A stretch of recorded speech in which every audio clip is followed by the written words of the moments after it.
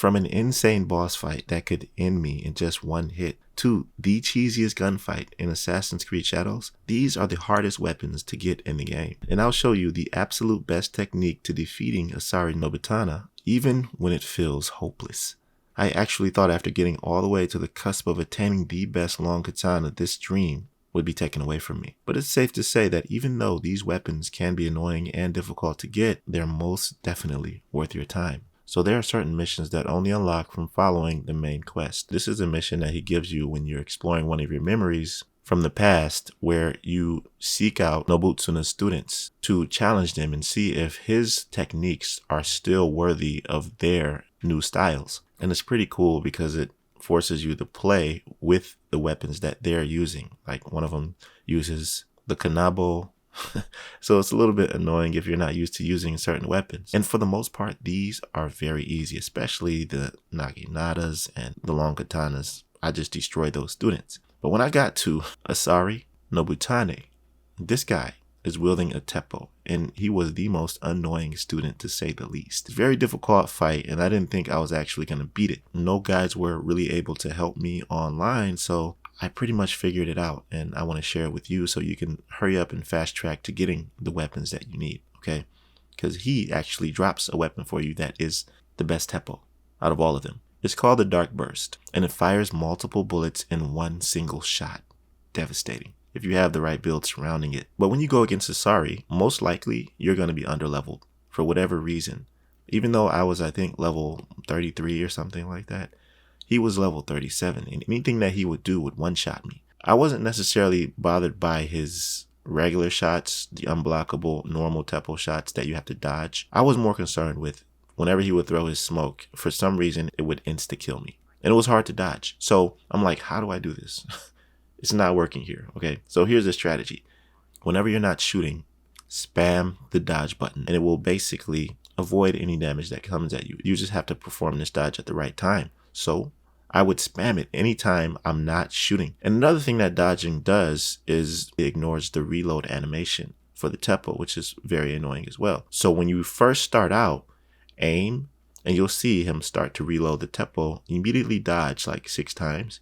And this will avoid his first bullet and avoid the reload animation, giving you an open opportunity to shoot him or shoot the exploding barrel on the ground next to him. This is what deals the most damage to him. So you want to make sure that whenever you hit him, because a shot to his head is going to be very little damage, so you want to make sure he's next to those little exploding barrels, which will take a massive chunk of his health. If you get him near 2 of them, it's even worse. So, like I said, you have to spam the dodge whenever you're not firing. Spam it as much as you can to avoid whatever he's doing. Specifically that smoke bomb throw where he disappears. Some invisible damage hits you from I don't know where.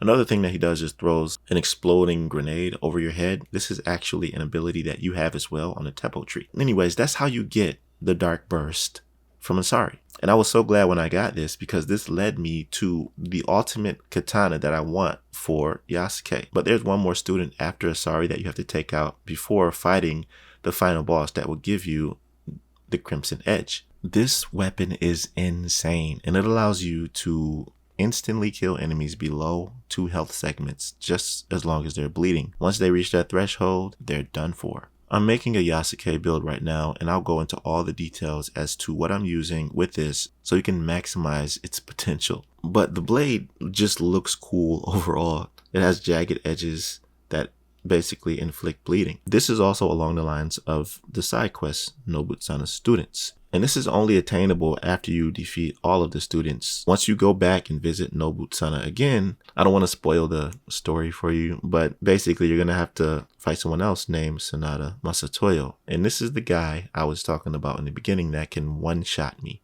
Thankfully, I had a protector's armor with Yasuke, and I was able to parry all of his unblockables, which made the fight a lot easier for me. Once I defeated him, I got this beautiful long katana, which is what I'm using in my in-game Yasuke build. Of course, this requires you to be a little more leveled up because you have to follow the main story and kill many of the Shinbaku, which brings me to the next weapon. And this right here makes me question why I'm even using the Crimson Edge, but it's good because you can use them together. There's a method that I utilize which allows me to afflict poison along with bleed So it gives me a reason to use both in tandem. You feel me?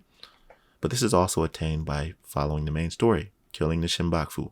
After you kill 8 of them, it will unlock a side quest called the Tournament. You can access this very easily because when you leave the hideout, the mission giver for the tournament will be waiting outside of the hideout to basically give you the mission. But the tournament is located here. Once again, I'm not going to spoil the reason why the tournament was created. You can find all that out by yourself, but basically there's multiple enemies that you have to kill in the tournament in order to attain this weapon. It's called the Vengeful Foe Naginata. Oh my goodness. This Naginata, upon parrying, afflicts 35% bleed to the enemy. Now, 35% might not seem like a lot at face value, but if you add afflictions, this will build up super fast and you will see enemies' health chunk and insta kills left and right. The build that I'm making with 𝐿𝐴 has both of these weapons and it is broken. I didn't think 𝐿𝐴 could be that strong. Every time I made a build with 𝐿𝐴, it wasn't quite there because I felt like he needed to be dominant, to say the least. These 2 weapons, along with the build that I'm making, completely exemplifies that. But so far, these are the 3 hardest weapons that I've found in this game and how to get them, strategies on how to defeat Asari, and also strategies on how to beat the boss that will give you the Crimson Edge. If these helped you out in any way, make sure you like the video and subscribe to my channel. Also, if you have any other thing to add about what weapon or gear was hard for you to attain, let me know down in the comment section below. And if you want to see that 𝐿𝐴 build, if it's not already on the screen, then it will be soon. I'll see you in the next one. Be right out.